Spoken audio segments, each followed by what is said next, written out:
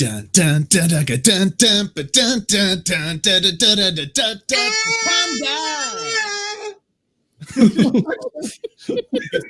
What was that, Derek? I loved it. Whatever I that don't know was. what that was. I didn't say anything. That was the worst cry ever into our theme song. The best cry Everybody, ever welcome. it's called, actually. Of the electric guitars. Welcome to the a new one every time? This is our summer party show. Tonight we are celebrating the summer that never was, which is kind of a sad way to say that. Of course, we're talking about the fact that COVID has made summer 2020 movie releases impossible. So we decided to create our own list of the top 10 summer movies of all time. And by we, I mean the Con Guys, who are all here, and our lovely and wonderful guests from the Martini Scale podcast. They're joining us. This is the joining of two great podcasts because we have two things in common. We love movies and we love drinking. So what better guest could we have for the Summer Movie Podcast? Welcome, welcome, welcome. First of all, let me go ahead and welcome the Con Guys, Luke, Ben, Derek. Introduce yourselves. Luke. Well, he did say my name first. Well, I'm Cheeseman here with theconguy.com. Excited to talk summer movies and have a good time with our good friends here. Hey everybody, it's me, old buddy Ben, and I'm here again with the Con Guy, ready to enjoy some quality time with the Martini Scale. So psyched. Hi, I'm Derek, and I'm happy to be here talking about movies that we have loved in the past and mourn the loss of seeing movies in theaters this year. It's sad. It's very sad. And I am Jim. I am, you can find me at Jim Fry LA on Twitter. I am the face of the Con Guy. If you look at our logo, that's There my we go. Look at the logo. There we are. I'm on Derek's chest. Yeah. And Derek, I have a question for you, Derek. Do you have a 1 minute interview ready? I have this popcorn bucket full of questions. Okay. So let's go over Oh my to goodness. Is that shark teeth? No, it's just popcorn bucket. This is, yeah. All right. So let's go back to the Martini I like the way you Scale. think, Luke. So we have very special guests, our friends, the Martini Scale podcast, who I listen to. You guys are hilarious. I love listening to your podcast. We are going to start with Natalie and let you introduce yourselves. Hi, my name's Natalie. So I'm one of the hosts of the Martini Scale, and basically you said it perfectly. We love to watch movies and we love to drink, so that's what we do.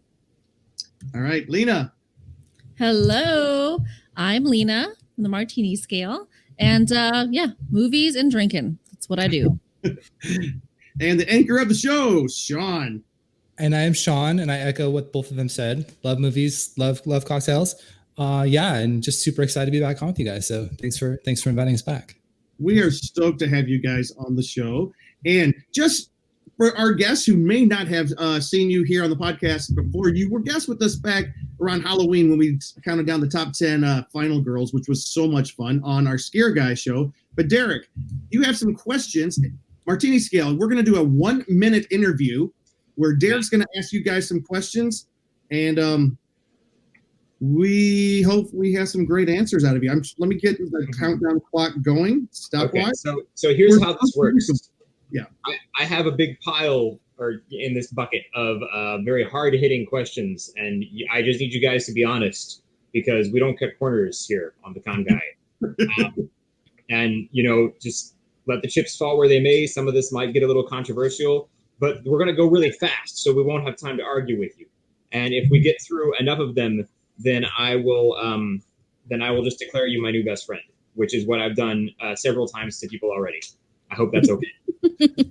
So so that is it's always the disappearing act with this show. But hopefully we hold on a second.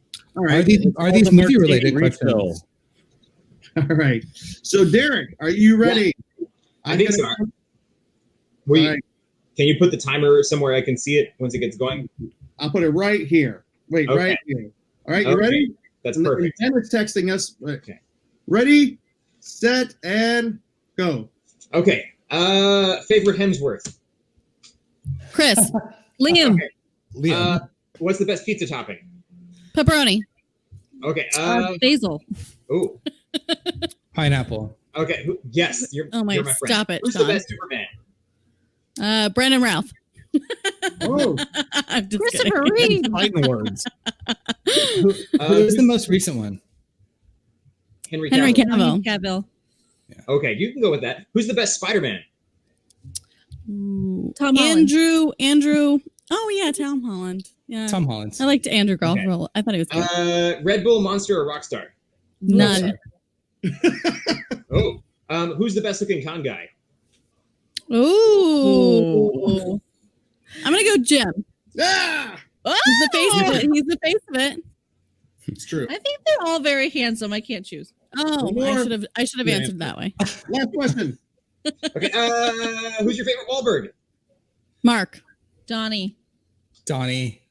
Paul. That was tough. come on. Having Now- three people try to answer, but we got through 1, 2, 3, 4, 5, 6, 7 questions, so that's not bad. And we'll count it as 21 since there were 3 of you. Oh yeah. Mhm. Yeah. I mean, there were some I would love to have gotten to, but we'll save those for next time. Okay. All right. So, That was fun. congratulations, Martini Podcast, my new best friend. Ah. I'm gonna say, Sean and Lena, you guys really took a long time to think about your answers. Well, I didn't know how we were doing Yeah. it. Were we like I all know. doing the same question? Like, what was the? I don't know. I was confused. My That's bad. true. We could have set up the rules a little better. I mean, we can Hey, go I again just- if you want to play different. I blame me. Any competition, I'm eager and I'm like, I'm playing. I'm going. I'm going. Sure, Those it's might like not even 1, be 2, the 3. rules, but yeah. I think the best we ever did was still with Josh Miller. Does that sound right? Because he got through like 20-some questions. Josh blew through him. He was good. I know. He was just Damn. one right there. He didn't even have to think about it. He's Yeah. Josh was he's the writer for Sonic the Hedgehog. Hedgehog. Hedgehog. Hedgehog. Speaking of blue things. All right. No, don't drink yet. You Oh, sorry. Well, I've been sipping a little bit. I have 2. We're about to get to that. Okay. Actually, you know what? Let's do that before Sure. we get to the news. We have 3 minutes of news that Ben brings to us, and I'm always excited to hear it. But real quick, first, before we get to that, the Martini Scale. For those who don't know, what is the Martini Scale, and why do I have a martini in front of me? Well, we kind of came up with this idea, thinking about how many drinks you need to get through a movie. So how many, martinis essentially does it take to enjoy a movie? If it's a really good movie, then you only need one because who wants to be sober? And then if it's a terrible movie, you need to drink 5 martinis and be blackout drunk. So it's a reverse star system. So that's how we rate all of our movies. All right. And then we make a custom martini for every single episode. I love that. That's a really so. I'm gonna. Are you going to reveal? Can I? No. Go to the big. Go to all of us, Luke. There we go. We can reveal the martini this week. I've Although got- it's a little unexciting because you guys were supposed to participate a little bit better, but Amazon was delayed in your garnish accessory. It's very This is disappointing. hilarious. Wait, go back. So no, go back. There we go. Let's leave it like this a little bit. What's funny is so Natalie sent us the recipes. She sent us all the recipes. And I forwarded on to you guys. And then she goes, and she was sending me and Luke, she goes, there's a special garnish that you guys are going to have from Amazon for the show. I said, oh, that's awesome. So let me show you what showed up in the mail yesterday. It's St. Peter. Wait. 1 Peter 5, verse 7. Cast all your anxiety on him, because he It's so scary. He even talks. verses 5 through I just and I like how you were terrifying. looking at his fingers, like maybe his hands were somewhat Well, involved. the fingers individually move. Yeah, he's That's got so wild. fully It's pretty amazing. articulated fingers. Look at that. So Yeah, that's definitely not what I sent you guys. this is not what we're supposed to. By the way, we did find out why we received this. We have a friend. His name is Jamie. He does voiceover work. He did the Oh. voice for this. He's a And- friend of the con guy. Yeah, he's been on the Been on Con Guy our and the show? Gear Guy multiple times, and so that's his voice coming out of St. Peter. Wow. We'll put What it a on- special job. Jim, That is not the package that Natalie sent. All right. No. Jim, I I agree. got a Jesus Mystery action figure. package. We gotta get together and play. Yes, if Amazon, the package is supposed to be here within the next 20 minutes. If it shows up, Luke's going to run outside and grab the garnish. But for the time being, we're gonna have the grand reveal, Natalie, of what tonight's drink is. You want me to go and show the picture, or why don't you tell us about it first? So basically, this was inspired by a drink I had in New Orleans that Lena found this video on TikTok, and I was going to New Orleans, and I was like, I have to find this bar and have this drink. And it was by far my most favorite drink experience in New Orleans, which is saying a lot. So it is. So I kind of took some of the ingredients and That must used have been that the first one if you remember it. It was not. It was not. But we took a lot of milk thistle, which is a vitamin that helps you just keep drinking. So, we'll put a little note in the podcast of where to get that. You can get it at any grocery store. You can get it at any grocery store. great. I've taken it for years. Yep. Super helpful. It's But so I turned it into a martini instead of an actual cocktail. So it's this blue, lovely martini. And then the garnish that you guys were supposed to receive was this shark. Oh, cool. And so it's, the one that you guys have, it's a squeaky toy. So you have to take the squeaker out and then you fill it with grenadine and then you scream shark attack and you pour the grenadine into the drink. Well, All right, technically, you blow a whistle. Yeah, Here you're we go. supposed to blow a whistle, but Does everybody have their drink? Hey, we do have some Do we all grenadine. do it at one time? we can all do it at the same time.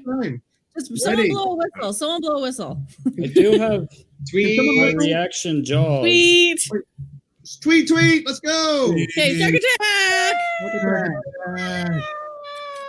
Now let me get the blood.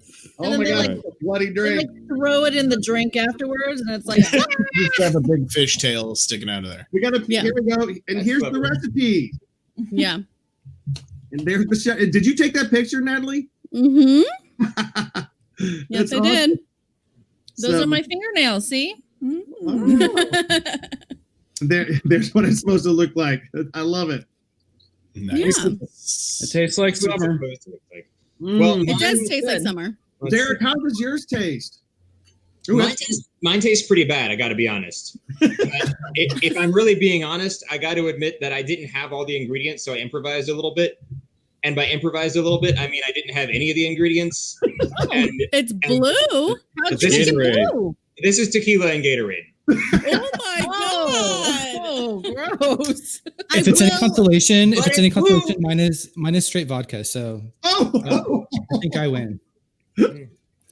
I will. it's blue. I do have to give you a round of applause for committing to the color, Yeah. no matter what the Definitely. taste was going to be. Anytime I have a blue drink, I like to just call it Romulan ale. There you go. Yeah, which is illegal in the Federation for good reason, and this might be after tonight. this is awesome. And so Natalie, you come up with a new drink every podcast, right? A new martini drink. I do. They're not all winners, I will say. I've Definitely had not a all few. winners. Definitely not. I do Well, feel bad that they've had to endure some of the martinis I've made, but they're all in good spirit, and I always try and have like a fun name, something catchy. So Did you say the name of this one? the Shark Attack Martini. Shark the Shark Attack. Attack. Yeah. And Shark keep Attack. it, hopefully, fingers crossed, we don't know yet, hopefully, with the summer movies, the top 10 summer movies of all time list, which we will be going through in just a second. I love all this stuff.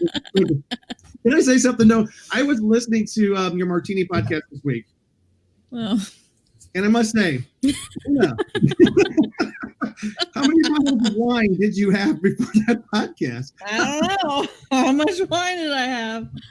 I mean, definitely that was, I feel like one of the first times we did like a Sunday fun day as hard as we did and then went What did we right do? I into the don't remember. podcast. I honestly, I don't remember. I Oh, don't remember. our friend came over. That's what it was. Yeah. The Yeah. best part was like Sean was trying to ask, so how many bottles of wine did you have? And it was like, we only had, Oh, now I remember. Ooh. Okay. and then they started naming them. Oh, no, wait, there's 4.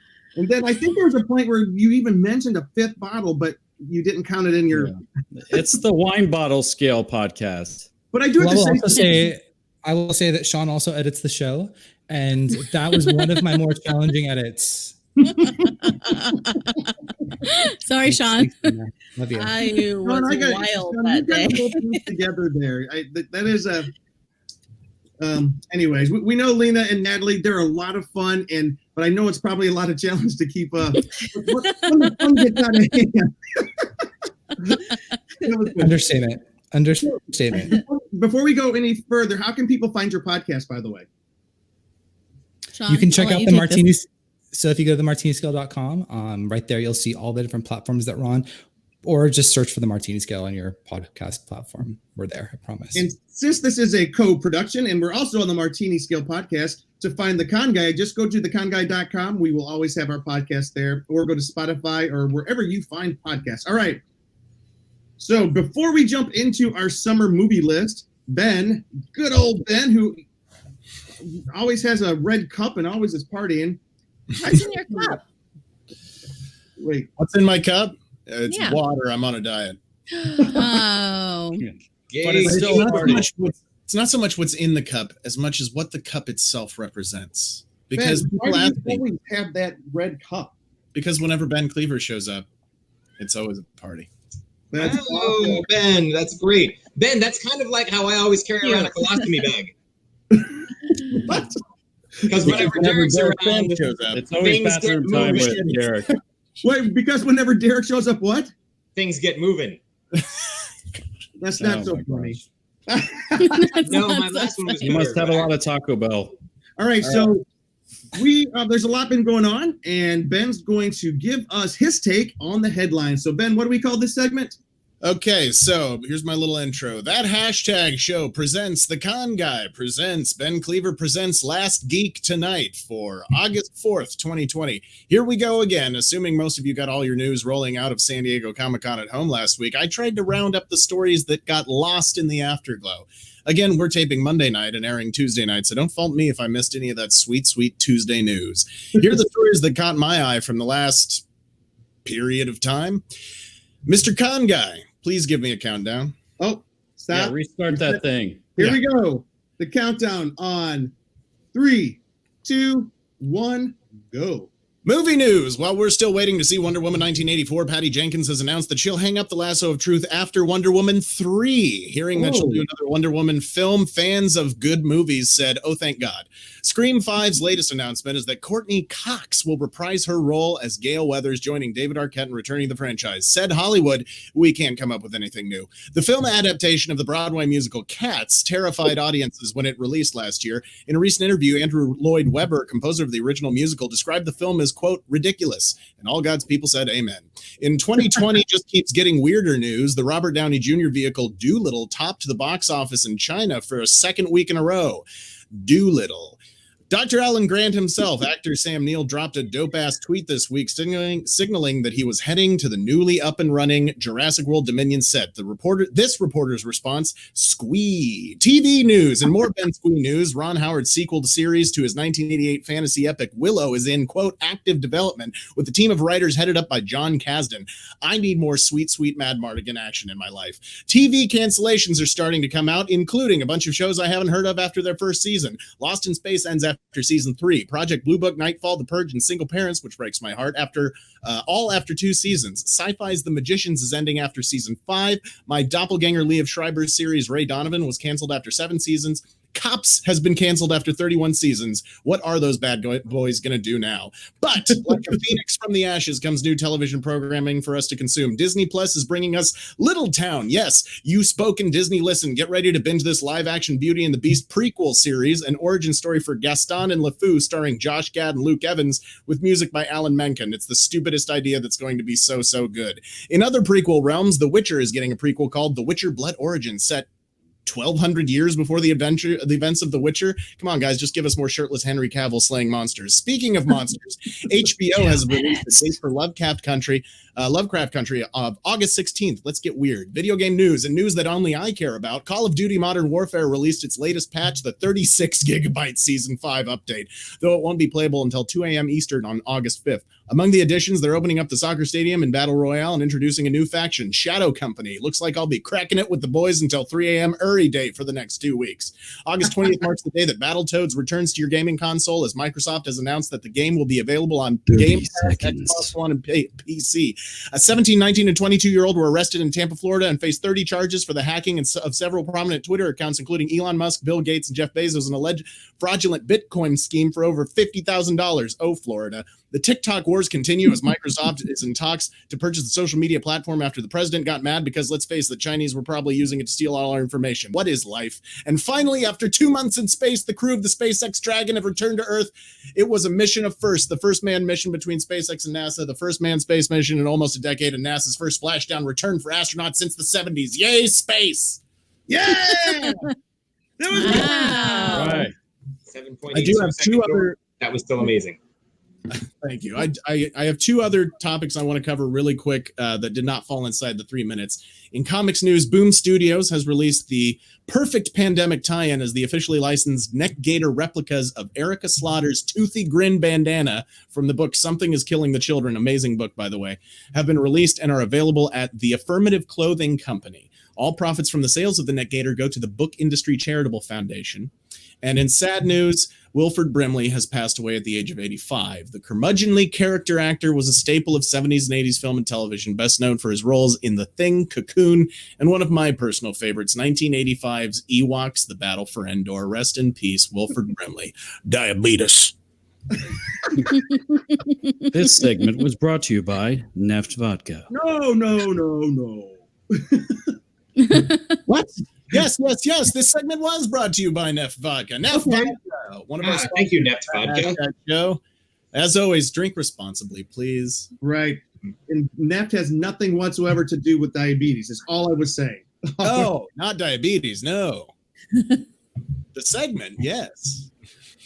I remember William Bradford. What's his name? Wilford Brimley. Yeah. I'm trying to ask somebody else. I remember him from the oatmeal commercials. Do you guys remember those? Oatmeal. Let's go. Yeah. Quaker Oats. Oatmeal commercials. Oh, I love He was those. a Quaker Oats spokesman. All right. Oh man. Anyways, Ben, that was fantastic. That's the first that I hear myself being echoed so Is much. there an echo Jim in here? Yeah, there's an echo. Oh, you're getting feedback? Maybe I'm gonna have to put headphones on or something. But We'll edit it out. we'll edit it out.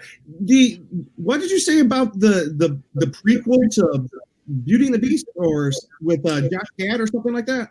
Yeah, so Gaston. Disney Plus has greenlit a 6-part miniseries called Little Town, and it is an origin story for Gaston and LeFou based off of the live-action Beauty and the Beast. So it's starring Josh Gad and Luke Evans in their roles as LeFou and Gaston. So it's a prequel to the live-action Beauty and the Beast movie. Oh, And my. Alan Menken, who wrote, all of the Disney movies of the 90s, from Little Mermaid, Lion King, all those great soundtracks, up through a lot of the more recent ones as well. He's just a musical genius. He's doing the music for it, so it's going to be good because Alan Menken is gold. So is it kind of Evans, like I'll Cool take Hand it. Luke, where you learn how he got to eat so many eggs, Gaston? Sure. It's a All prequel of his Yeah. egg eating.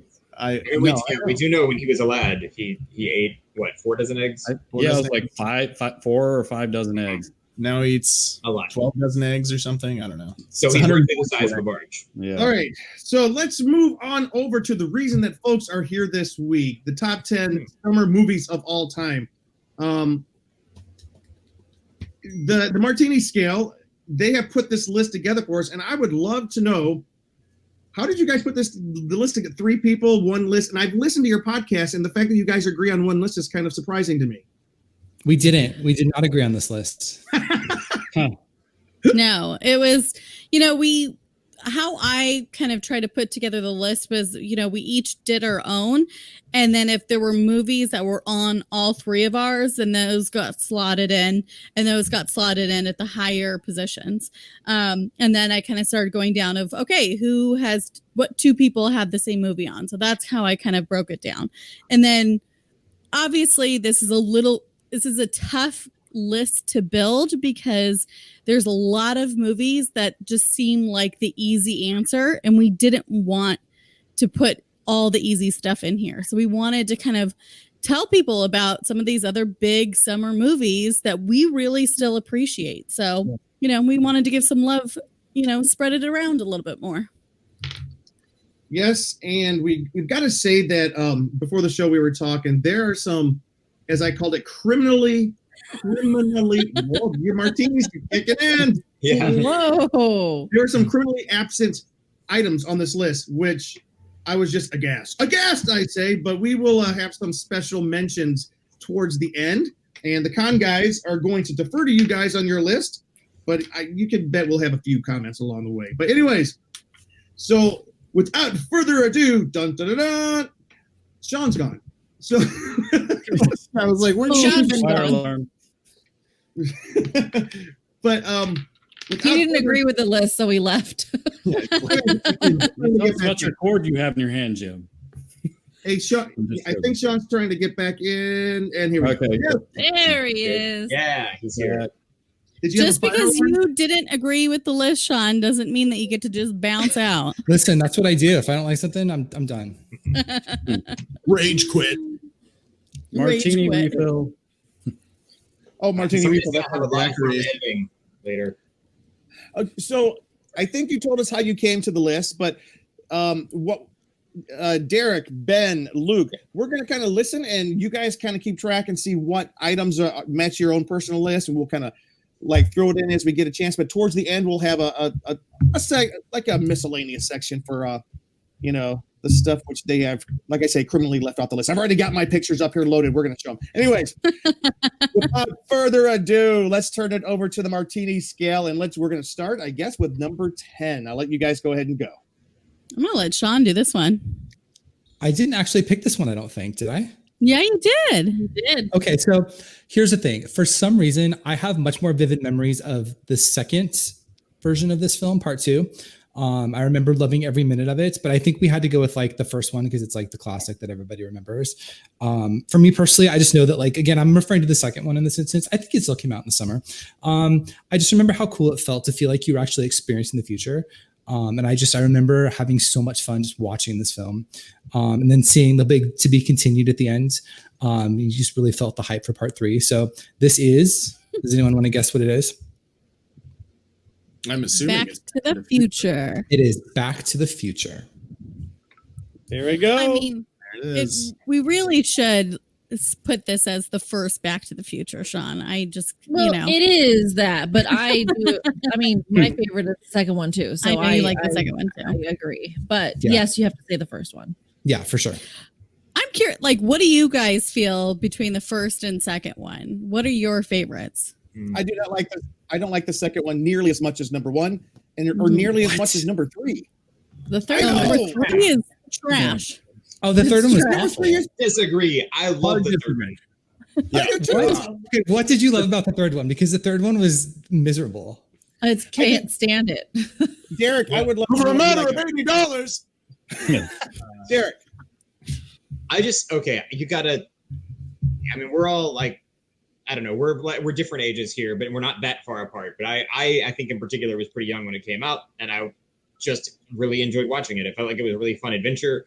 To me, it was cool, and at the time, like, I saw 1 and then 3 before I ever saw 2, because those were the ones that my Meemaw had taped for us. So so that's what I got. And it was like, I think I was out of high school before I finally got the trilogy in a DVD box set and watched the second one all the way through and realized, that's why Doc Brown is back in the 1880s, and it all made a lot more sense. But also, Mary Steenburgen is just great, and I love it's the only her. one that she's in. It's the only one that has a ZZ Top cameo. Let's see. And also, it's just, it's the Old West, and there are a bunch of, it's fun how they just bring in a lot of gags and put them back here, and it's got a train, and these are all very childish reasons for loving a movie, but I was a child, and it was fun, and that's what movies are about. Okay, here's my reasons. And thank you for saying our ages are so whatever. Yes, I'm the old man on the podcast. I saw these movies, every single one of them, in the movie theaters. Jim is 84. And for those of you who don't know what a movie theater is, hopefully we'll get through this pandemic and we'll see one day. But no, here's the thing. The first one was game changer. I just loved it so much. And I didn't know what to expect from that movie. I don't think any of us did. And you go in to see this movie and you're like just blown away. Part 2, I think, had the disadvantage of trying to stack up to part 1. And whereas part 3 had to stack up to part 2. But like part 2, it was so convoluted, so much going on. And they were trying, like, I didn't like the fact there was like, they went forward, they went backwards, they went present, and it was all over the place. And I kind of just was losing it. Like, where are we at? I didn't dislike the film. I just thought they were trying to shove too much into it. And I hated the fact that Crispin Glover was not part of the film, but they tried to shoot around him. And it seemed like a cheap, gimmicky thing to me. Whereas in part 3, you didn't have to worry about that so much. Just go do how badly did you want a hoverboard though? Honestly. Okay. Luke, don't you have one? A fake one, I should say. No, it's a bottle opener. I wanted to pump those shoes up or dry them or whatever. Very, very small bottle opener. I have something to say about this. Back to the Future is my number 2 favorite film after Jaws, which is my first favorite, which actually has multiple films as well. But I will say that as a kid, I feel weird to say this. I kind of enjoyed watching Back to the Future 2 more as a kid because all the futuristic stuff. And as I got older, I learned to appreciate the first actually more. And then the thing with the third one for me, like, when I was a kid, I didn't like this is going to sound weird too. I didn't like movies where if you got a girlfriend at the end, you stop hanging out with your friends. So like Doc stops hanging out with Marty because he finds Clara and then disappears. Same thing with kind of Bambi. They all get married and they're not friends anymore. And Oliver and Company, he meets this little girl, lives there, and then never sees his friends again. So as a kid, it was always hard for me to see you losing your friends. So it was hard for me to watch Back to the Future 3 as a kid. But now I love them all, but the first one by far is my favorite, and then probably 2, then 3 for me. Did you say Bambi? Who got married in Bambi?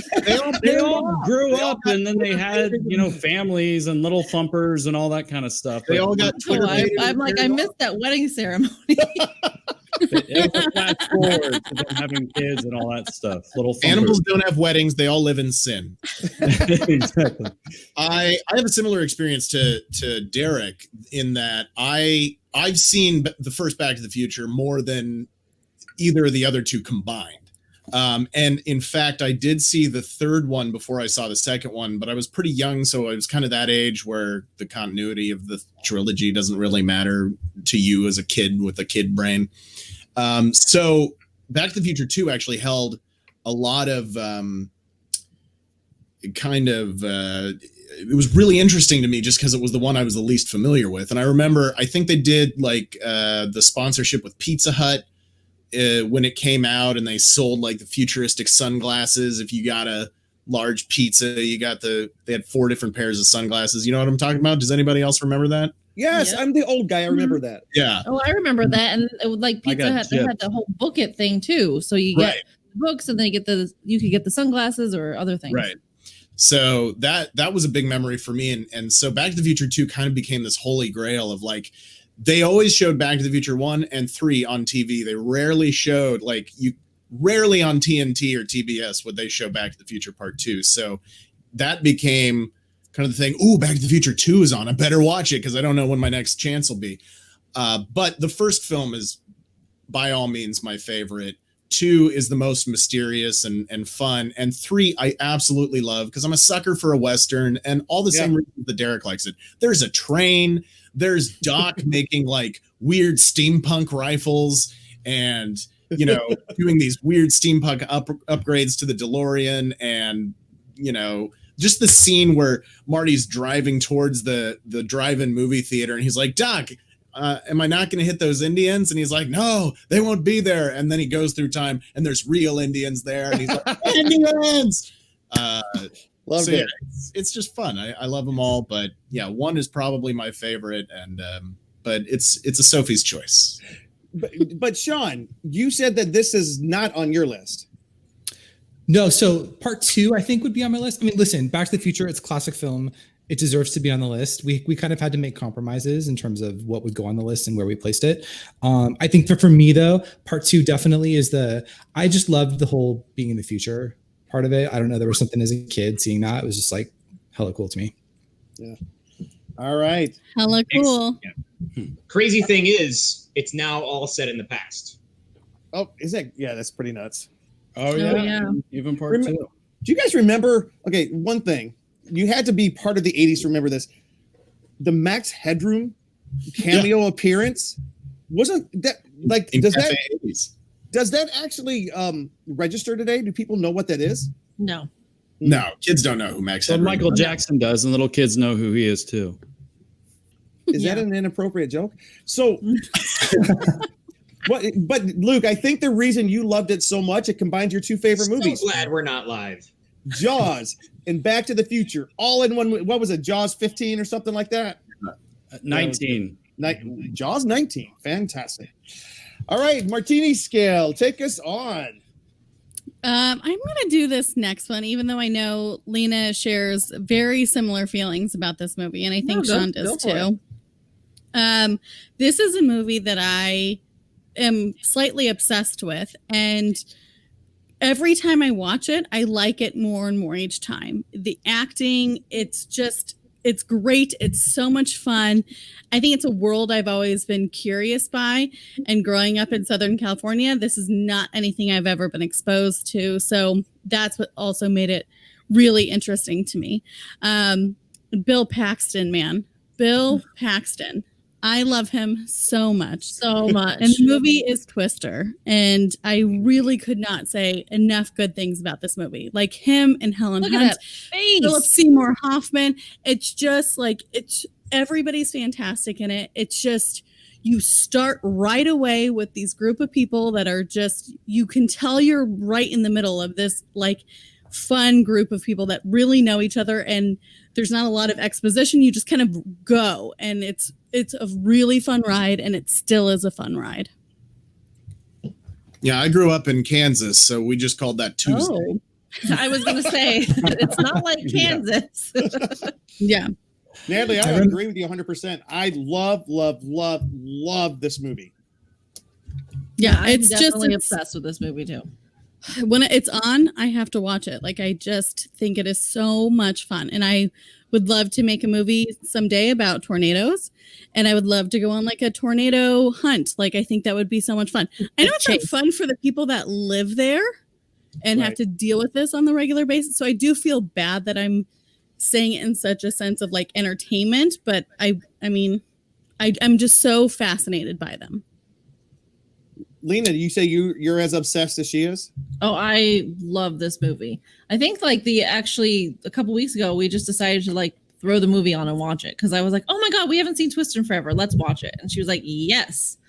And we just love like talking about it. Like as the movie's on, we're just like, we love this movie. And Bill Paxton, I love him so much in this movie. Mm-hmm. Yeah, it's so sad. R.I.P. This is another one. I'm curious to know how this holds up because I actually haven't watched it in a long time. So the fact that you guys went back and watched it, I'm really curious. I just remember like when this came out, there was so much hype surrounding it. And I think the soundtrack came out earlier than the movie did, and it had a lot of hype, and the soundtrack was really good, which got me excited. And just, I don't think you're giving Helen Hunt enough credit because I think she was amazing in this film. Oh, great. Oh, love. Yeah. I think everybody, the whole badass cast. Woman. Like she was fantastic. Totally. And then somebody said Carrie Elwes. Like, Carrie Elwes. I love holy it. crap. I know. And that flying cow. Yeah. Remember Has anyone famous- done a Mad About Twister mashup on YouTube? Mad About Twister. Yeah. I love this movie. I saw this again. I've seen all these movies in theaters, but I agree with you. Age of 50. No, this one wasn't this directed by the director of Speed, right? Frank Darabont. Is it Frank Darabont? No, it was. Wait. It is the director of Speed, though. I think I'll have to look this one up. I don't think so. Oh, I must. I think it's a German guy or something. Why can I not think of the name of it? We're gonna look it up. We're gonna look it up right here. But it had some association with Speed, like from the producers of Speed. Jean de Bont. I Yeah. don't think he's German. What is he? Dutch. I don't know. Careful. Close enough. Natalie. I'm Dutch German, I can say that. Natalie. Wait, Yes. Oh, I was really hoping to prove you wrong just now. I guess he didn't direct Speed. Oh wait, he did. Yeah, it was his directorial debut. Oh, with Speed? Oh, Yes. Jim Oh. wins. He wins a Okay. baby shark coming in the mail soon. It's 8 minutes late. Should be here any second. Yeah. Any second. They lied about the 9 o'clock. I was gonna say I did grow up in Kansas, and I have seen tornadoes and their aftermath in person. But I did love this movie. I've seen a tornado in person. It was in Nebraska, but I did love this movie. It's a fantastic ride. Bill Paxton, Helen Hunt, Carrie Ellis. I just remember being a kid or fairly young when this came out and being like, "Hey, that's Wesley from Princess Bride, and he's a bad guy in this one." Yeah. Did you guys he's ever great. go to Universal Studios in Florida and ride or go through the Twister attraction? I did. No. No. That's a Luke, thing. what- That sounds amazing. Cheeseman, what'd you think of it? It was all right. It was kind of tad boring because you just kind of walk through it. And I'd always laugh at the beginning when they just come out of nowhere and they're just like walking like, "Hi, I'm Bill Paxton," and "Hi, and I'm Helen Hunt." And they like come from like opposite sides of the screen, and then they do that like weird look over to the other person, even though they're probably filmed separately. They're on But it was still separate. fun. I mean, I still did it, but it wasn't like as good as like the Jaws or Back to the Future or Terminator 2 attraction. It was awesome. Like you're walking through the destruction. Like a house has just been destroyed by a tornado, and there's TVs with Bill Paxton and Helen Hunt talking about, "My name is Helen Hunt. I'm Bill Paxton. We filmed Twister, and while we were filming, there were storms less than 100 miles away from us." It was like Interesting. Earthquake, but you're standing and watching it. No, but the cool thing, you go into this big room, the grand finale was they create a real Twister in the room, and like with smoke and effects and everything, and it's really spinning and it's windy and it's raining, and then everything collapses and it's all over, and it makes you want to go see the movie. Probably some clever line, and then you walk out. Wait, I haven't And Sean. remember, kids, it's all in the movies. Sean, what do you think about this movie? About Twister? Yeah. You actually had me thinking about, so speaking of Universal Studios attractions, I feel like Backdraft is probably like the coolest one ever made. And that's what I can't stop thinking about ever since you brought that up. So that's where my mind is right now. That has nothing to do with Twister. I just long to go to amusement parks. What can I say? Like I said, I love this movie. I thought it was great. I think, it's it came out a long time ago, obviously, and I think I saw it in theaters, but I haven't seen it in a really long time, and I do want to go back and revisit because I'm curious to know how it holds up. Yeah, there is the part in Backdraft. Great. There is the part in Backdraft with the spinny fire flame, the little tornado fire. Mm-hmm. I will say some of the visual effects they're a little rough and a little dated, but generally most of it holds up, And who didn't want to be a storm chaser when they grew up? I mean, I know. seriously. I didn't. Oh. Well, and I also think there's something interesting about movies like this that actually hire like legit actors, because I think when you associate a movie like this, you typically don't look for you don't associate with Oscar caliber performers, but there's something about like all the actors that were cast in this film that actually like took it to the next level, I think. Mm-hmm. Oh, Philip Seymour Hoffman. The fact that he was in this movie and you didn't really know how great of an actor he was going to become, but he stole every scene he was in. It was just amazing. So You didn't see him in every movie and be like, "Hey, that's the guy from Twister." all right, Martini Scale, take us on to number 8. All right. Number 8 is kind of I guess it's not new anymore, but it's newer than the two we just talked about. And even though the movie kind of feels like it's got a 70s vibe to it with like the way they dress and the music, but it's these two kids and they're about to go to college and they just want to get laid. And what do you want to be? You want to be super bad. Yes. You want to be This McLovin.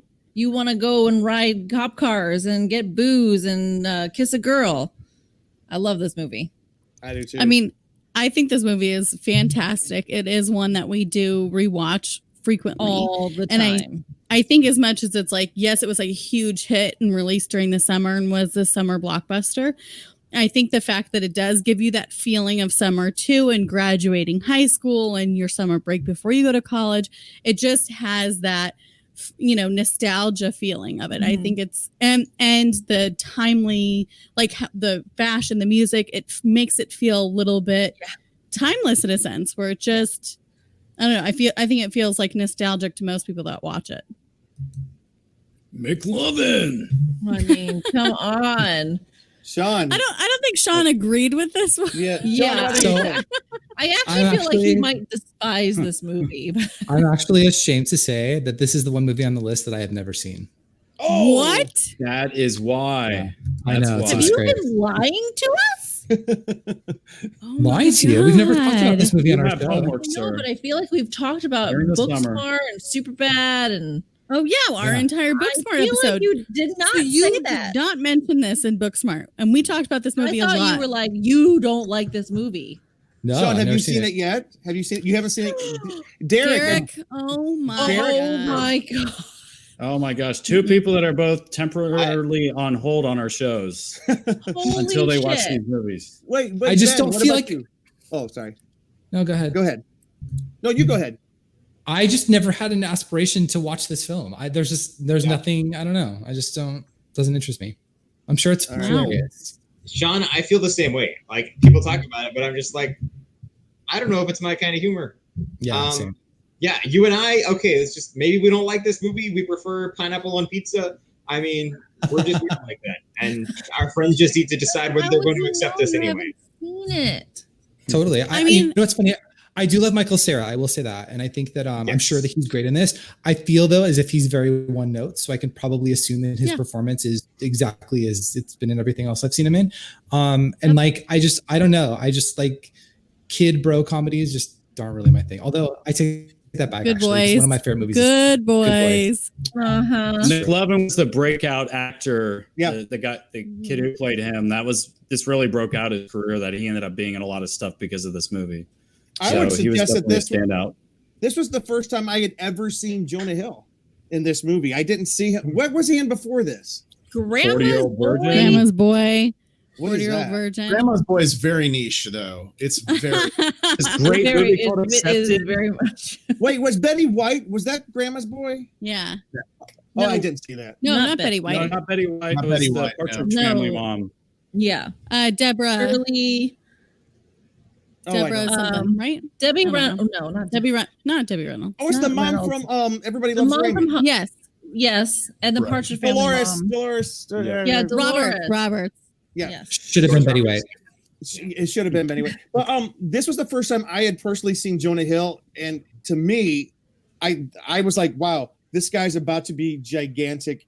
It's I love the Judd Apatow style of comedies where it's kind of like all the almost like what do you call it, the mumblecore kind of everybody's talking over each other. It feels kind of improv, but I don't know. This thing was a little it ratcheted up the naughty factor a little bit, the what do you call it, the raunch factor, but Oh yeah.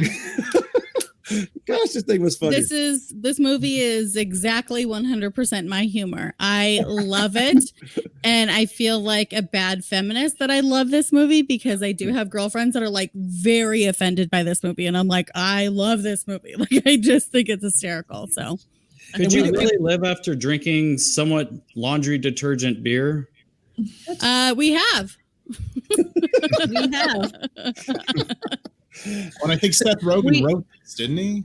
Yep. Yeah. He did. Yeah, Yeah. him and his writing partner wrote on the Evan. film. This was kind of his big breakout one, and I think it was an idea they had had for a while, and that they finally got. And then I think that led to Pineapple Express after that. Right. Mhm. All right.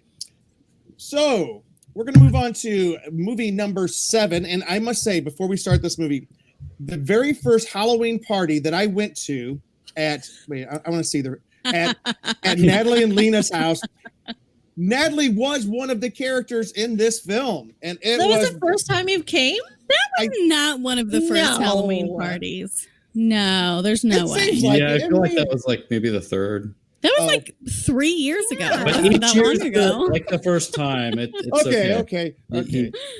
All right, Natalie, what was actually in your hair that night? I was authentic. What can I say? Yeah. We'll find out that recipe soon. So you guys take it away. This was really Lena's pick, so I'm going to let her go again. All right.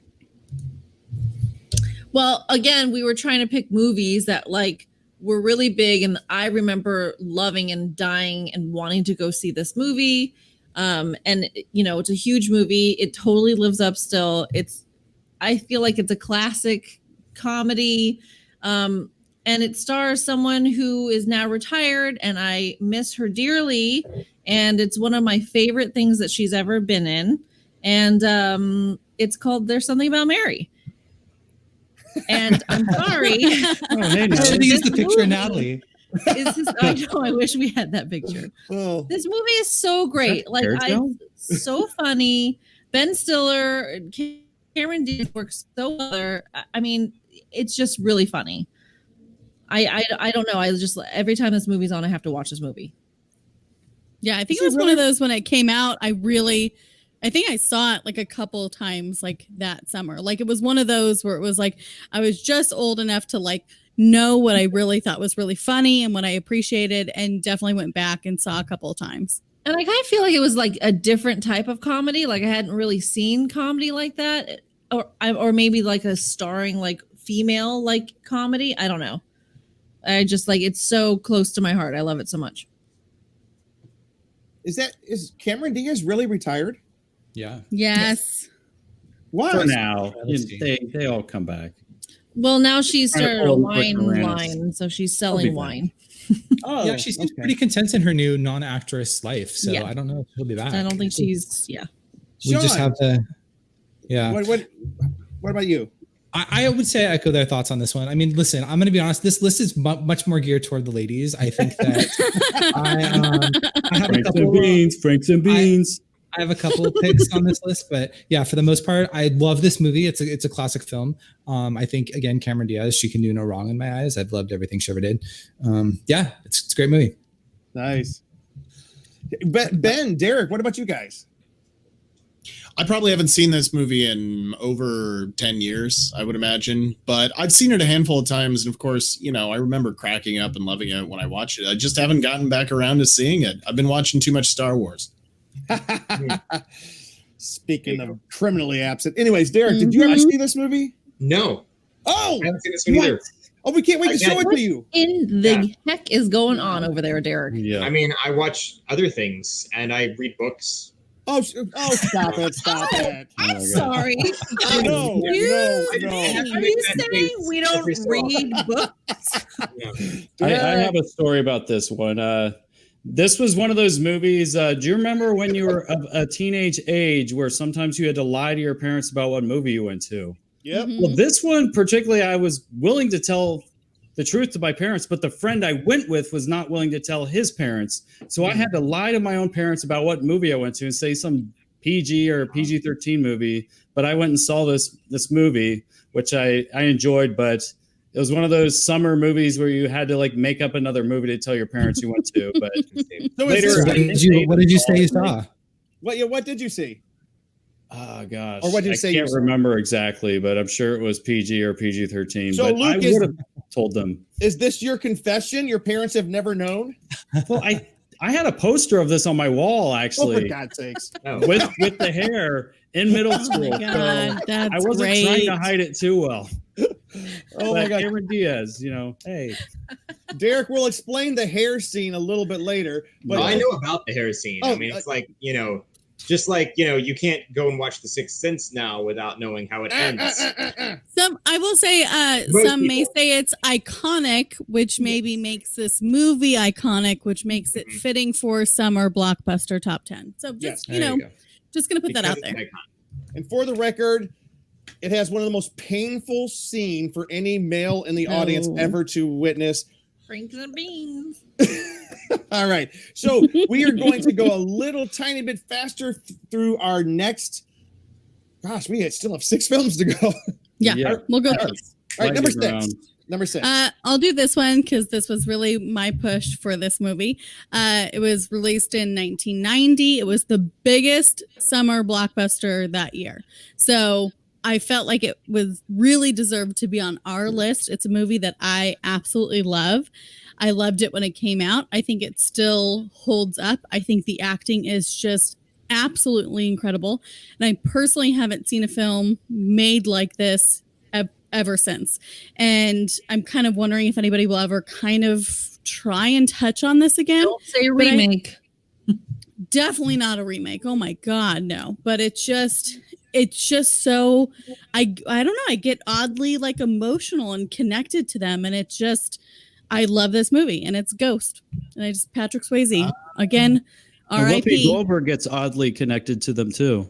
Oh my God, Whoopi Goldberg is amazing in this movie. Absolutely amazing. Award. She won an Academy Award for this movie. Yeah, she was. This amazing. Movie is fantastic. Again, same with the like Twister, where it's like the visual effects there's dated parts of it. Some of it still holds up. Patrick Swayze plays this ghost that's trying to figure out why he's a ghost and why he hasn't moved on. And it gets really dark, really kind of scary at points too. And it's this like love story between the two of them. It's just really, really good. I got goosebumps just hearing you talk about it. Oh my God. I love it. It's such a good movie. Yeah, I'm obsessed with this movie. Did you ever do pottery after seeing that movie and it's just forever in your brain? No. I have like Lenny hands. I just feel like I would crush pottery. I don't think I have the right skills to do that. That is a good movie. I've seen that movie. She crushes a lot of things. Yeah, I do. Very true. So. Why am I not getting that reference? Who's Lenny? Lenny from Of Mice and Men. Of Mice and Men. I don't read books. So. Okay. It's also a movie. At least one whole bookshelf. Sean, come on, Sean. You're kind of absent in this one. Have you even seen this movie, Sean? Listen, I subscribe to the notion that if you can't say anything nice, you should not say anything at all. What? All I'm going to say on this one is rest in peace, Patrick Swayze. God bless you. Oh my goodness. I mean, I do think I let Natalie have this one because I know she loves it so much. I love this movie. It wouldn't be on my personal list, but I gave her this one. Okay. So there will be 2 positions available for co-hosts on the Martini Scale. If anybody would like to join me. Yeah, I'm in. And a lot more martini for one. Yes. All right. So let's move on to number 5. Here's our top 5 movies of all time of every summer ever in existence. Is that a big enough fanfare yet? Wow, that's a lot of pressure. All right. Sean, you're up. Was this my pick? Okay. In keeping with the pacing, I will say that I remember being incredibly excited for this film when it came out. Lots of hype. I think it's incredibly dark, but the choices that were made at the time make sense. Probably one of the best performances by an actor in the history of film. I also think it's probably one of the greatest films of all time, and it is The Dark Knight. Oh, yeah. Well, hello, beautiful. Oh my God. Who That said really that? Oh my God. I believe that was Who Luke. said I agree. That was Luke. That was Cheeseman. Gosh. Good job, Luke. I also do a sexy impression from The Dark Knight. Oh, yeah. I do that same impression. We talk like that all the time. We talk in our Batman voices. That's our Batman voice. And What then made the this- girls that live below us like texted us the next day, and they were like, "What guys did you have over last night?" We were like, "Oh, no. we were talking in our talking to Batman Batman. voices. Don't worry about it." So what makes this movie so great? I mean, I think he just like listed it. Obviously, Heath Ledger, but it's Ledger. like that fucking whole. Sorry, can I cuss on the show? Yeah. Maybe not. Too late. Yes, did. Too late. I said We'll something fix it in earlier. post. The truck flipping over, like it just all of the action in this movie is just one of the greatest things I've ever seen. So that is Cinematography. The motorcycle. The motorcycle is badass. Yeah. It's just a perfect movie. It's not a perfect movie. It's very close to perfect.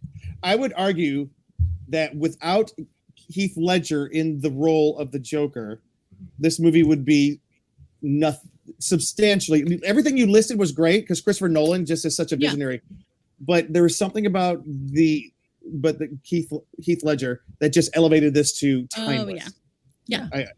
Well, and I not to take anything away from his performance, because his performance was Oscar worthy. I think the fact that he then passed away before its release helped to launch it into kind of a legendary status. The film would have been that by itself, but the fact that he then passed away just projected it even further. I remember thinking when they first announced that Heath Ledger was going to play the Joker, we were like, what? Oh, I was furious. I was like, why would we ever do this? I'm sure I signed a petition. I'm sure I signed plenty of them. It's Jack Nicholson. How could you do this? You know? Right. But now I say that every time. I'm a huge Batmanophile. And of course, the Tim Burton films are my favorite, my tops. I love the Nolan films. I always say that the Christopher Nolan Batman films are really great vigilante films with a Batman skin on them. Because they're really just really well done movies that are kind of Nolan's version of Batman, which is exactly what they are. They're Chris Nolan's version of Batman. So, but if you're looking for something that's comparable to the comic books, you're not looking at the Dark Knight trilogy. But that being said, some of my favorite films of all time, The Dark Knight, of course, being the best out of the trilogy, and incredible. Love it. Yeah. Yep. Agree. Can I just say one thing though? Like Natalie, you were talking about how Heath Ledger just did not. It was like, what? Heath Ledger is the Joker? For people like me, we remember back to a time when Michael Keaton was announced as Batman, and everybody was like, "There's no way." And now today, we see Michael Keaton coming back to the Warner Brothers Batman series, and we are so excited about that. Right. All right, guys. That may be. I mean, he's still the best Batman. Oh, absolutely. Oh, yeah, my Batman for sure. I mean, and the Joker makes a good Halloween costume, by the way. That's true. You can click on this. Oh, what is that? Oh. This was an accidental Halloween costume I once did. I didn't know what to wear to a party. I had crazy long hair, and then I just had some face makeup and just this kind of jacket thing, and I did this like last minute, and somehow it worked. That looks awesome. I like how you have your Halloween costume teed up and not mine from Something About Me. Well, if you send me the picture, I can throw it in there. I just did that right now on Facebook. If you can find the picture, send it to us. We will include it in the podcast. All right. That was the sexiest picture I've ever seen, by the way. Number 4 might cause I don't know. I'll let you guys take number 4.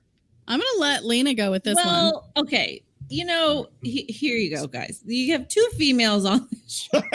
Okay. We are going to be picking some movies that appeal to us. Okay. And I'm going to have to say that this movie, I don't know if I remember being excited to see this because there's a person in it that I usually can't stand. Ooh. And I was like, I don't know, whatever. She's in this. I don't know. But there is another character or actress that I do love. And so I was like, okay, well, I'll see it because I love her.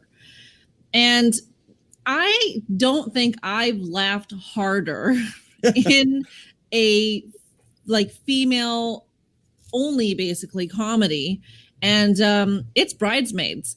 And I watch this movie probably once a week because it's always on TV. And I laugh every single time I watch this movie.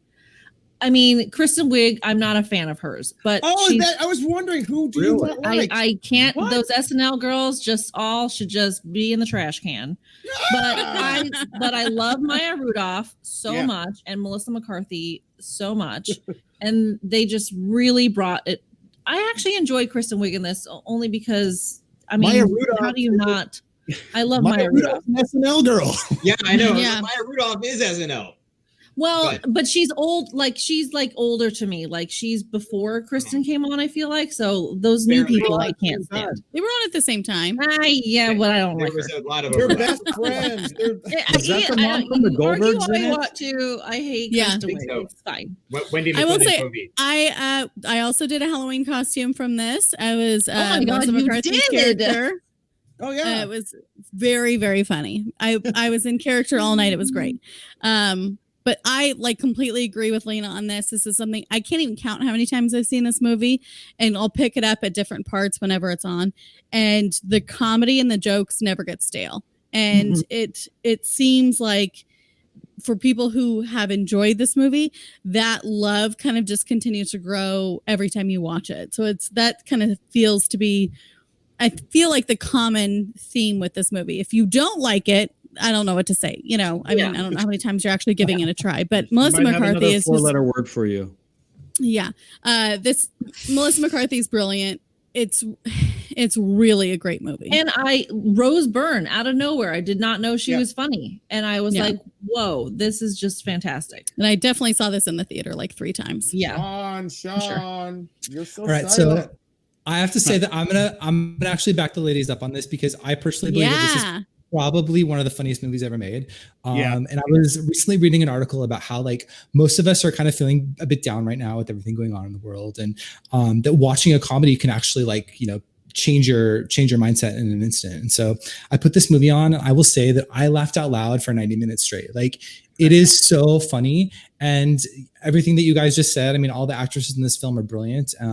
It's a really good time, and I love Kristen Wiig, so we're gonna have to do it that way. But yeah, it's a classic, and it's definitely deserves to be on this list. I got to admit, this movie surprised me how much I liked it. It was hilarious. By the way, I'm not discouraging when I said it's controversial. I wasn't disparaging the movie at all. The movie is way up there as far as quality and funny, and the scene when they are when they're trying on dresses. And oh my gosh, that was just it's so uncomfortable but so just funny. The Jordan almonds, I just like the whole thing. I'm hungry. Have they ever showed this in The Hangover back to back before anywhere? Oh, I don't know. That would be great. Double feature for sure. I don't know, but go ahead. The scene with Kristen Wiig on the plane, like, that is me. I hate to be on an airplane more than anything in this world. And that scene when she's on and she's next to the woman, it's like, I had a dream. We died in the plane crash. Like, that is like my worst fear of being on an airplane. And so like watching that like play out is just, it's so great. It's so great.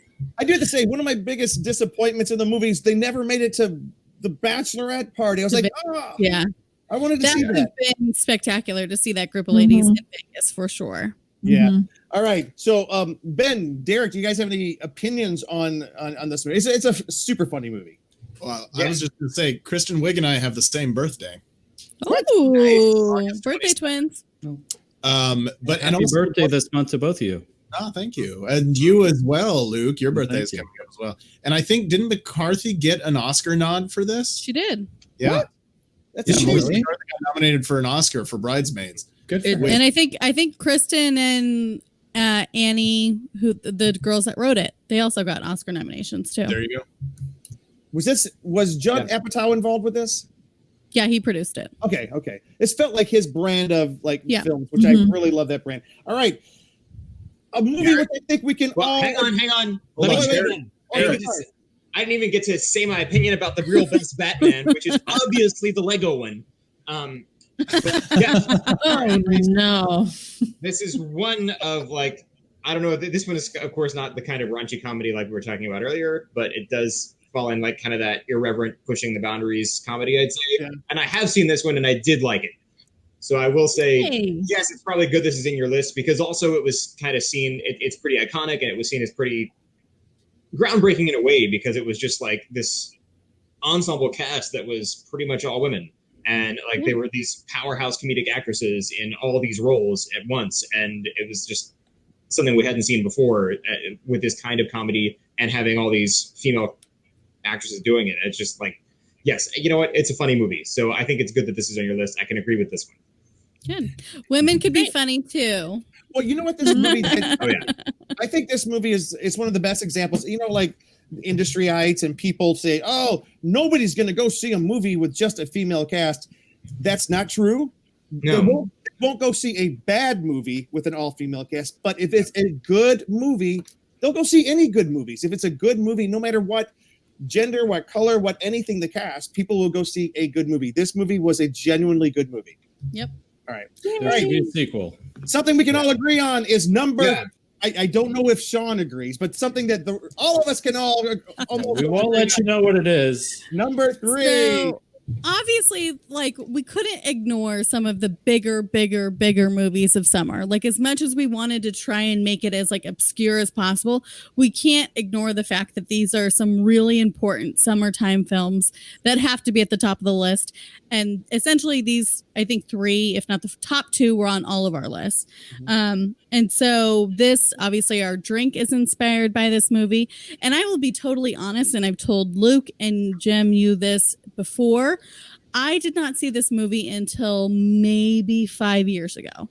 So I was so afraid because I was like, I knew I hadn't seen it when I was younger, and I wasn't sure if it was going to hold up to all the hype and everything that I've heard about it. And so when I finally watched it, I was so wildly impressed and loved this movie. And I've seen it definitely several times since then. And I just think it's a perfect movie, and it's a perfect summer movie. And that is Jaws. Yes. Oh, yes. One of the best movies ever made. Dun, dun, Yes, dun, dun, it really dun. is. I mean, and even the poster, the artwork, everything about this movie is fantastic. It's just great. All And right. usually- oh, you guys finish first. I've got a story. about Oh, this. she's got the shark blood in her mouth still. Oh, look at I know love this Lena loved movie. this, yeah. I love sharks. I want to go shark diving. I tried. There was no sharks that showed up, and I'm mad about it because I went all the way to South Africa to see some damn sharks, and they didn't show up. But anyways, I love this movie. It's literally summertime. You're at the beach. You're getting attacked by sharks. And there's blood in the water. Who doesn't want that? Lena, we got great whites off Or the that coast kind of martini. California, you know. I know, but You went to South Africa. I That's went to great. Seal Island. Who doesn't want to go to Seal Island? I went to Seal Island. How did you Lena- not see sharks? Lena, we saw a shark in Hawaii when we I were know, but that's not a snorkeling. great white shark. That was a Yeah, it was- black tip reef shark. It's close enough to a shark that I want to ever get No, to. it was a shark, and it was a big shark. But I wanted That to see was like terrifying. I was in like I had my scuba gear on to be in the cage. Like I was like in ready, and nothing showed up. Oh. Hey Luke. Well, you're lucky to be alive. I'm kidding. Hey Luke. In keeping with Jaws, and this is the 45th anniversary of Jaws, can we do a little shameless plug for something starting August 9th this week? Yes, us as the con guy, we are doing a special series of episodes. Now, usually we do just one a week, but we are doing 5, maybe even more. We'll see. There might be some surprises, but we're doing 5 or 6, maybe even 7. We'll see episodes for Shark Week. We have some special guests. We have the writer of Jaws, Carl Gottlieb. We have the production designer, Joe Alves. And then we have the people of the Return of the Orca. They're basically they're making a new orca to use for different projects, and you can go on tours in Martha's Vineyard. And then we have a couple actors from the film as well we've interviewed so far. So we have Jeffrey Voorhees, who was Alex Kittner, and also Jeffrey Kramer, who was Deputy Hendricks. So a bunch of great interviews. It's going to be fun. So join us, the con guy, for Shark Week this year. It's starting August 9th. During the actual Discovery Channel Shark Week. Yeah. And Ben's been part of all of those. It's been so much fun. So much fun. I really hope you guys make this Shark Attack Martini for your shows. Oh, we're gonna. You'll have your to do sharks that. in time, so I mean, you guys really should. There you go. That would be awesome. Hey, I'm curious. Does Sean hate this movie? yeah. I mean, listen, I see Luke and his t-shirt and the poster in the background, and I ask myself if I have any business hosting a film podcast with the statement I'm about to make, but I've actually never seen this film. Oh, wow. Oh my goodness. No. That's not a bad thing. That means we can be there the first time Sean sees us. Let's do it. Totally. We'll watch you get all the jump scares. Oh, that's so exciting. Let's not ruin anything. Let's not ruin how the shark. Anyways. Yeah, no one dies. Let's just watch your reactions. No one dies, I'm sure. But okay, Natalie said she only saw it 5 years ago. Like I think I saw it about 10 years ago, maybe. I mean, I was an adult and I saw it at this one of these restored kind of old-fashioned type theaters, and it was this really cool special screening in the summer. It might have been on like 4th of July weekend, if I remember right. But it was really cool to have that experience, seeing it in a theater with Yeah, just the big screen. Honestly, it feels like that's the kind of experience I want to have watching this film for the first time. Like I don't want to see it in my living room. I have to see it like with the people. No, I want to see it on the water in a bay where we're all in floaties watching it on the water. They've been doing that, and they were doing that.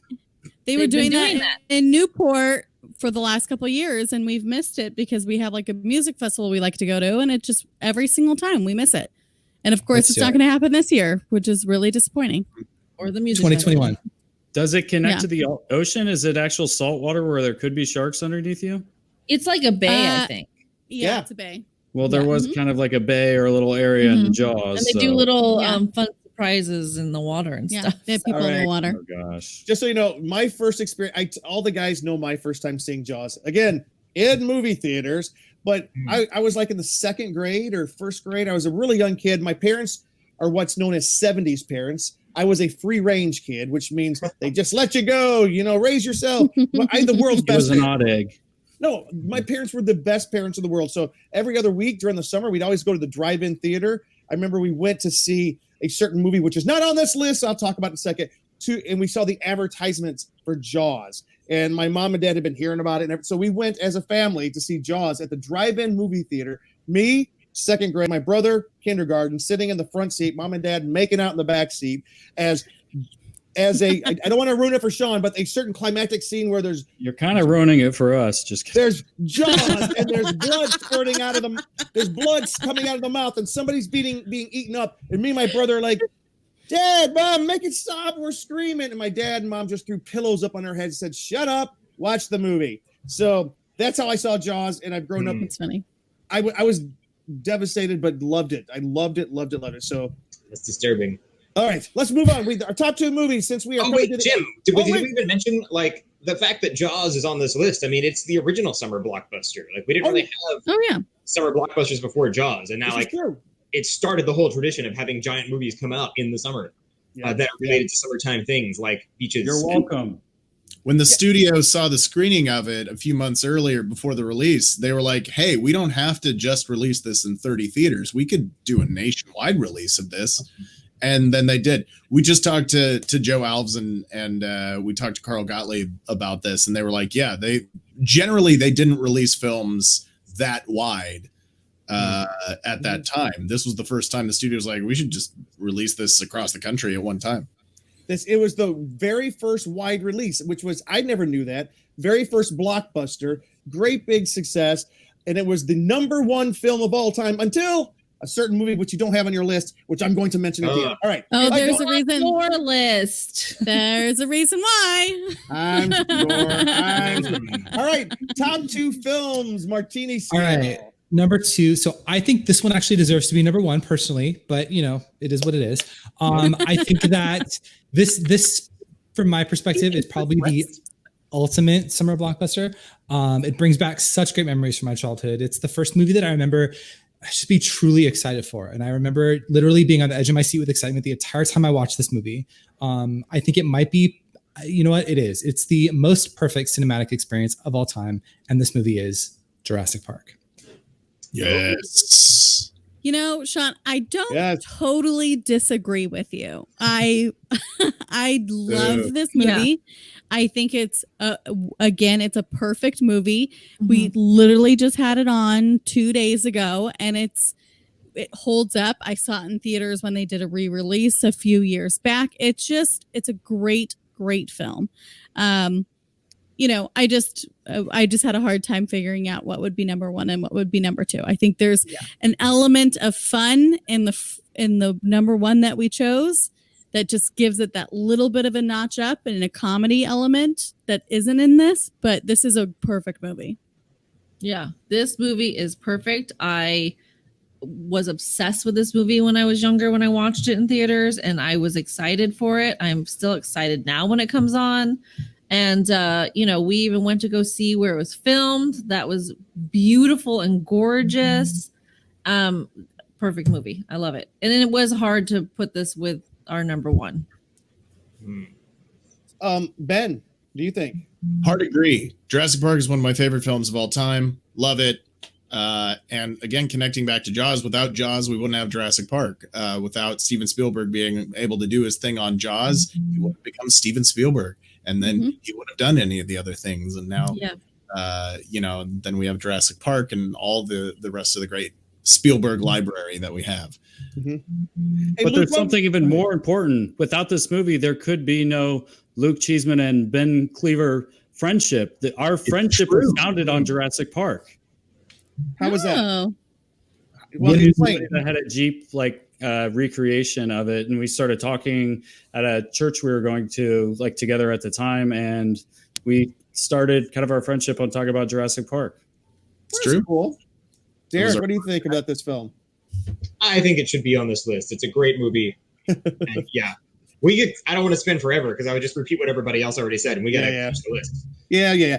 I just do want to say that I think this, to this day, in my personal opinion, is the best use of CGI yet in a film. Yes. It was the first time we saw this level of CGI that made it look so real, and I don't think we've captured, I would say, the majesty of the awe of remember that when you were looking at this, and I at first thought, we're all used to stop motion photography where they did the Ray Harryhausen type, little models. And I thought that's what we were looking at first, and I was like, how in the world? I could not believe what I was seeing the first time I saw this. But I think, and what was so done perfectly in this movie is that it used animatronics and CGI to enhance what they were shooting. Whereas the garbage new Jurassic Park movies just use CGI, and it just, I cannot stand it. It's such just spit on the ground of the original Jurassic Park. How rude. It's unwatchable. I cannot stand it. I won't watch them. I refuse to see them. Preach it, girl. I refuse to see it. Tell us how you really feel. Garbage. I personally enjoy all the new ones, Natalie, so I don't know what to tell you about that. Oh, wow. I didn't enjoy the most recent one as much. I didn't like the idea of bringing out the dinosaurs and putting it in somebody's basement. I was like, come on. That was kind of stupid. Silly to me. Fire. They're all stupid. We have reached that moment. Dun, dun, dun, dun. No, go back to all of us. We have reached the moment. Come on, close up. Stop. We reached the moment. The number one movie, the number one summer movie of all time, as determined by the Martini Scale. And okay, as determined by Lena and Natalie. Really, Luke, stop. All right, Lena, take it away. Independence Day. Hey, great build up. Good job, Lena. Welcome to Earth. What do you need to build up? Everyone knows this movie. Everyone loves this movie. Everyone talks about this movie. Come on. And, we definitely dive into this movie pretty well in our last episode of the Martini Scale. Yeah. We did a best of Will Smith, and this is something that we talked about for quite a while. So I am so surprised, though, that Bad Boys is nowhere on your list. I mean, not this was better, right? For these movies. Or are you saying on our Will Smith list? No, on this list. Also, we just talked about those so aliens, we had to Jim, kind of shift things around. Wait. I thought wasn't Bad Boys a summer movie, and wasn't it at the top of Lena's list? That was not her number one. Okay. No. Sorry, I must have been as Bad Boys for Life. I'm sorry. Bad Boys for Life was on my top. Sean's, yeah. Well, let's talk about Independence Day. Why is this the number one movie for the summer of all time? Won the title Independence Day. That's July during 4th, the summer. July 4th. Biggest day of the summer that we celebrate. Smith. Yeah. Bill Pullman, great president. Aliens? Jeff Goldblum. Oh my gosh. Aliens. Jeff Goldblum. Oh my God. Jeff Goldblum's in your top two. Yeah. Because he's amazing. Yeah. He And deserves Lena, to be.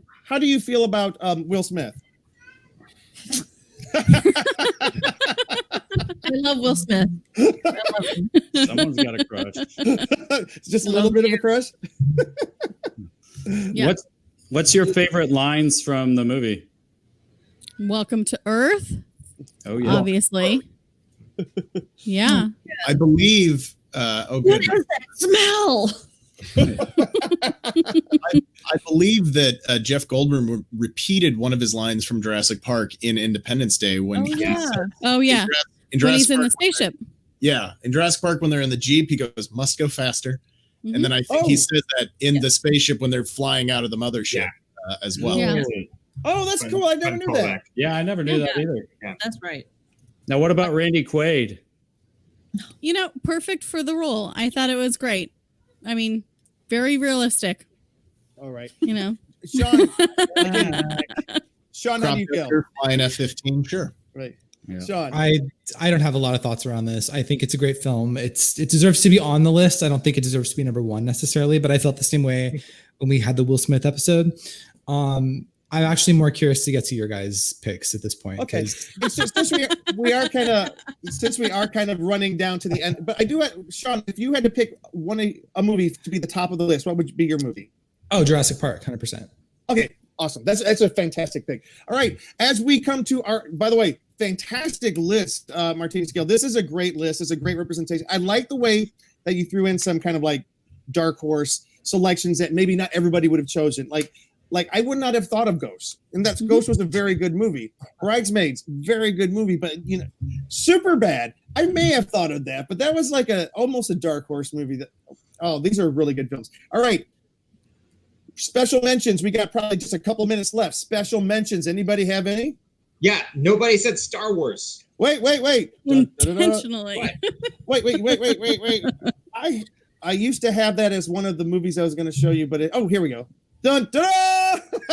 There you go. He-Man? What? Is that He-Man and She-Ra? I think we can definitively say we do not have any Star Wars fans on the Martini Scale. Sorry. I'm sorry, you I guys. like Star Wars. I probably like Star Wars the most out of these two. I'm not like And cover your walls. crazy about I'm as we know you guys would be, so we figured you would be having this on a list. So we wanted to give that to you. Yeah. Oh, Yeah. I have Right. two I that don't buy that I had for a minute. two that was on my personal list that That did is not make it exactly onto what our we said, group Sue. list. Was Speed Mm-hmm. and Batman. Like I love the original Batman, Yes, thank but you. it's like 1989. That was huge. Yes. Michael. those are great Yeah. movies, but it's like we can't have an entire list filled with Batman, Jurassic Park, Star Wars, all the basic ones. These are what like about this basic one? bitch summer. Or I love Indiana Jones. Oh, I don't like E.T. Wait. Oh, What? my. 1982. Yeah. I'm not a fan of that movie at all. You need a Reese's That's Martini a whole for other that one. podcast, guys. The movies that that is a whole Natalie other- has not seen from the 80s. That's what we have Yes. to go. No, Thank you. This I've one. seen it. Well, Obviously, Indiana haven't Jones. seen or doesn't like. That's What a about different podcast. Raiders of the Lost Ark. Yeah. Obviously, Okay. I one mean more. that's on my all-time favorite list for sure. One more guilty pleasure. Oh, I love this Uh, movie. Point Break. You I can am put Ghosts on there, but not Point Break. Oh, Yeah. okay. I mean, for I me, love that was Ghost was my pull. Yeah. Any other Ben, some dark horse mentions? I have one I bet nobody else thought of, but this one was actually really great and sparked a lot of sequels, which a lot of people thought were unnecessary. But Forrest Gump. Yes, the Yes. Forrest Gump sequels were unnecessary. No, I believe it was 2003 that this came out. It would have been Pirates of the Caribbean: Curse of the Black Pearl. Yes. Oh, yeah. Oh, the first one. Yeah, that was really Yeah. good. Those are good movies. I liked him at the time. Okay, so this is why I didn't put it on the list because obviously, box office wise, they kind of ruled a lot of summers. To me, they didn't really hold up to be that rewatchable. Where it's something that I want to revisit that much. I enjoyed it when I had that experience in the theater, but to me, all of these movies on our list, I've watched countless times. So Oh, I've Well, watched. Go I ahead. watched the first Pirates movie a ton. million times, and I've enjoyed the sequels a lot. I own all of them, and now I have access to all of them on Disney Plus. Yeah. Oh, Luke.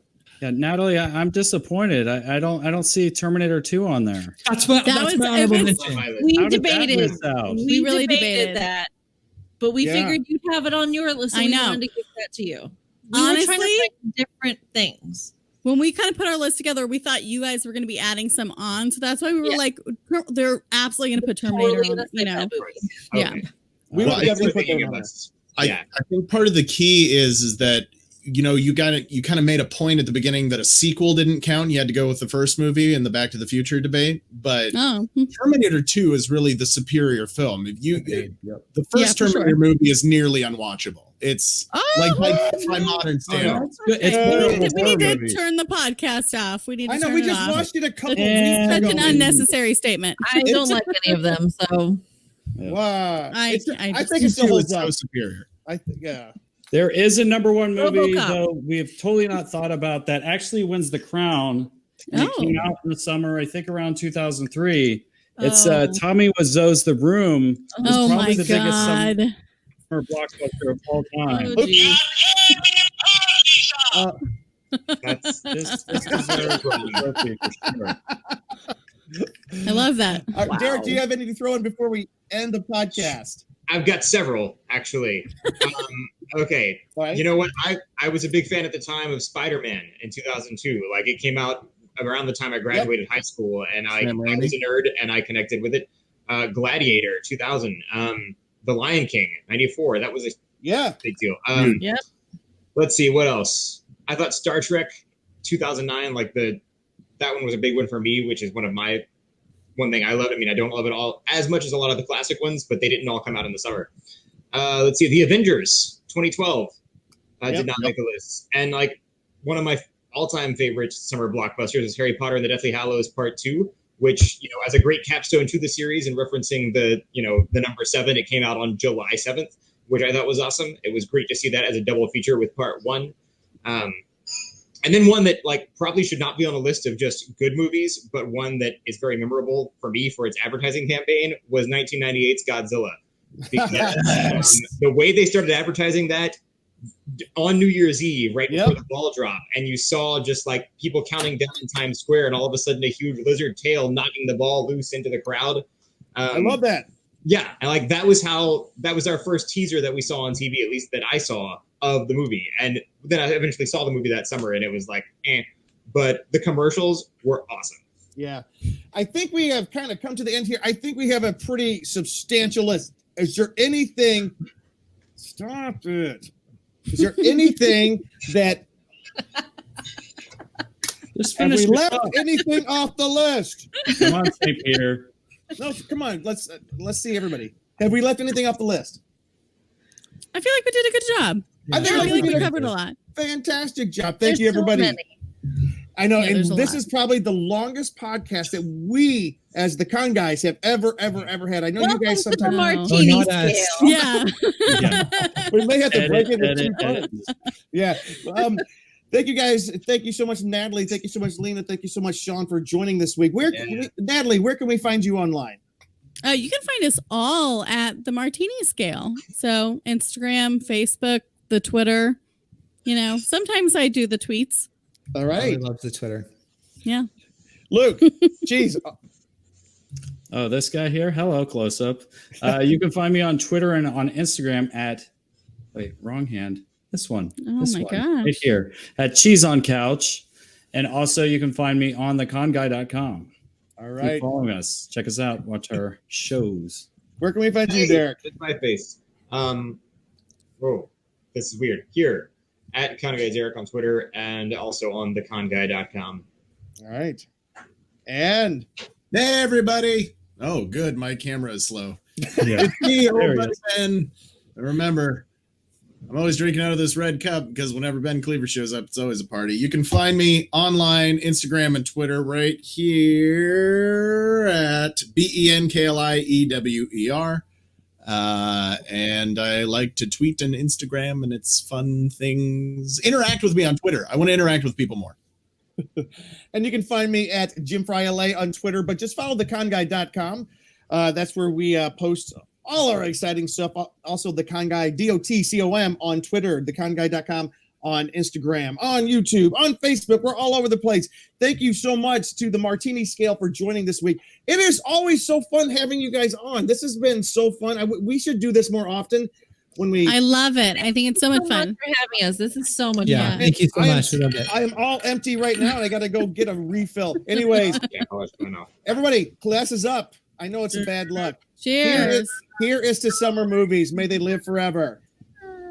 All right. We'll see you guys later. Bye-bye. Bye. Everybody. Dun dun dun dun dun dun. Con guy.